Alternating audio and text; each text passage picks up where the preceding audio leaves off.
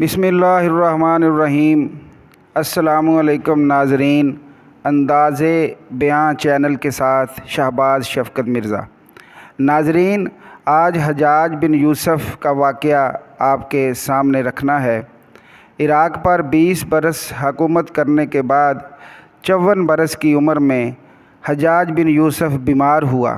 اس کے معدے میں بے شمار کیڑے پیدا ہو گئے اور جسم کو ایسی سخت سردی لگتی تھی کہ آگ کی بہت سی انگیٹھیاں بدن سے لگا کر رکھ دی جاتی تھیں، پھر بھی سردی میں کمی نہیں ہوتی تھی۔ جب زندگی سے نا امیدی ہو گئی تو حجاج نے گھر والوں سے کہا کہ مجھے بٹھا دو اور لوگوں کو جمع کرو۔ لوگ آئے تو اس نے حسب عادت ایک بلیغ تقریر کی، موت اور سختیوں کا ذکر کیا، قبر اور اس کی تنہائی بیان کی، دنیا اور اس کی بے ثباتی یاد کی، آخرت اور اس کی ہولناکیوں کی تشریح کی، اپنے گناہوں اور ظلموں کا اعتراف کیا۔ پھر یہ شعر اس کی زبان پر جاری ہو گئے: میرے گناہ آسمان اور زمین کے برابر بھاری ہیں، مگر مجھے اپنے خالق سے امید ہے کہ وہ رعایت کرے گا۔ اگر اپنی رضامندی کا احسان مجھے دے دے تو یہی میری امید ہے، لیکن اگر وہ عدل کر کے میرے عذاب کا حکم دے تو یہ اس کی طرف سے ہرگز ظلم نہیں ہوگا۔ کیا یہ ممکن ہے کہ وہ رب ظلم کرے جس سے صرف بھلائی کی توقع کی جاتی ہو؟ پھر وہ پھوٹ پھوٹ کر رو دیا۔ موقع اس قدر عبرت انگیز تھا کہ مجلس میں کوئی بھی شخص اپنے آنسو روک نہ سکا۔ اس کے بعد اس نے اپنا کاتب طلب کیا اور خلیفہ ولید بن عبد الملک کو حسب ذیل خط لکھوایا: اما بعد، میں تمہاری بکریاں چراتا تھا، ایک خیر خواہ گلہ بان کی طرح اپنے آقا کے گلے کی حفاظت کرتا تھا۔ اچانک شیر آیا، گلہ بان کو تمانچہ مارا اور چراگاہ خراب کر ڈالی۔ آج تیرے غلام پر وہ مصیبت نازل ہوئی ہے جو ایوب پر نازل ہوئی تھی۔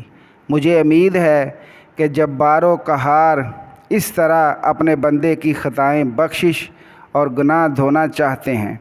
پھر خط کے اخیر میں یہ شعر لکھنے کا حکم دیا: اگر میں نے اپنے خدا کو راضی پایا تو بس میری مراد پوری ہو گئی۔ سب مر جائیں مگر خدا کا باقی رہنا میرے لیے کافی ہے۔ سب ہلاک ہو جائیں مگر خدا کی زندگی میرے لیے کافی ہے۔ ہم سے پہلے یہ موت چکھ چکے ہیں، ہم بھی ان کے بعد موت کا مزہ چکھیں گے۔ اگر میں مر جاؤں تو مجھے محبت سے یاد رکھنا، کیونکہ تمہاری خوشنودی کے لیے میری راہیں بے شمار تھیں۔ یہ نہیں تو کم از کم ہر نماز کے بعد دعا میں یاد رکھنا، جس سے جہنم کے قیدی کو کچھ نفع پہنچے۔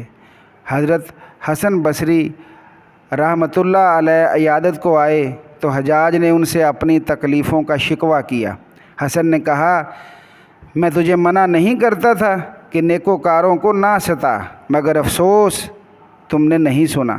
حجاج نے خفا ہو کر جواب دیا: میں تم سے یہ نہیں کہتا کہ اس مصیبت کو دور کرنے کے لیے دعا کرو، میں تم سے یہ دعا چاہتا ہوں کہ خدا جلد از جلد میری روح قبض کرے اور اب زیادہ عذاب نہ دے۔ اسی اثناء میں ابو منظر یالی بن مخلد مزاج پرسی کو پہنچے۔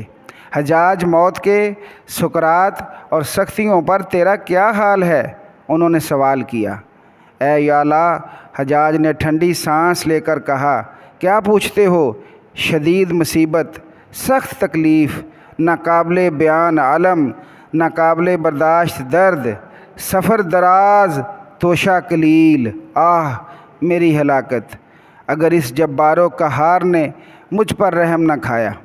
یہ سن کر ابو منظر نے کہا: اے حجاج، خدا اپنے انہی بندوں پر رحم کھاتا ہے جو رحم دل اور نیک نفس ہوتے ہیں، اس کی مخلوق سے بھلائی کرتے ہیں، محبت کرتے ہیں۔ میں گواہی دیتا ہوں کہ تو فرعون اور حامان کا ساتھی تھا، کیونکہ تیری سیرت بگڑی ہوئی تھی، تو نے اپنی ملت ترک کر دی تھی، راہ حق سے کٹ گیا تھا، صالحین کے طور طریقوں سے دور ہو گیا تھا۔ تو نے نیک انسان قتل کر کے ان کی جماعت فنا کر ڈالی، تابعین کی جڑیں کاٹ کر ان کا پاک درخت اکھاڑ پھینکا۔ افسوس تو نے خالق کی نافرمانی میں مخلوق کی اطاعت کی، تو نے خون کی ندیاں بہا دی، جانیں لیں، آبروئیں برباد کیں، قہر و جبر کی روشنی اختیار کی۔ تو نے نہ اپنا دین ہی بچایا نہ دنیا ہی پائی، تو نے خاندان مروان کو عزت دی مگر اپنا نفس ذلیل کیا اور ان کا گھر برباد کیا، مگر اپنا گھر ویران کر لیا۔ آج تیرے لیے نہ نجات ہے نہ فریاد، کیونکہ تو آج کے دن اس کے بعد غافل تھا، تو اس امت کے لیے مصیبت اور قہر تھا۔ اللہ کا ہزار ہزار شکر ہے کہ اس نے تیری موت سے امت کو راحت بخشی اور تجھے مغلوب کر کے اس کی آرزو پوری کر دی۔ راوی کہتا ہے کہ حجاج یہ سن کر مبہوت ہو گیا، دیر تک سناٹے میں رہا، پھر اس نے ٹھنڈی سانس لی، آنسو ڈبڈبا آئے اور آسمان کی طرف نظر اٹھا کر کہا، اے الہی مجھے بخش دے، کیونکہ لوگ کہتے ہیں تو مجھے نہیں بخشے گا۔ پھر یہ شعر پڑھا، الہی بندوں نے مجھے نا امید کر ڈالا، حالانکہ میں تجھ سے بڑی امید رکھتا ہوں۔ یہ کہہ کر اس نے آنکھیں بند کر لیں۔ اس میں شک نہیں، رحمت الہی کی بے کنار وسعت دیکھتے ہوئے اس کا یہ انداز طلب ایک عجیب تاثیر رکھتا ہے، اور اس باب میں بے نظیر مقولہ یہی وجہ ہے کہ جب حضرت حسن بصری سے حجاج کا یہ قول ذکر کیا گیا تو وہ پہلے متعجب ہوئے، کیا واقعی اس نے یہ کہا؟ ہاں اس نے ایسا ہی کہا ہے۔ فرمایا تو اب شاید اللہ اسے بخش دے۔ تو ناظرین، یہ حجاج کا واقعہ ہے جب وہ موت کی طرف جا رہا تھا کہ آخری وقت میں اس نے اللہ سے یہی فریاد کی کہ یا اللہ، جیسا کہ تو خود کہتا ہے کہ میری رحمت میرے غضب پر حاوی ہے، تو یہ سارے لوگ یہ کہہ رہے ہیں کہ تو بخشا نہیں جائے گا، لیکن اللہ تو مجھے بخش دے، تو مجھے بخش دے۔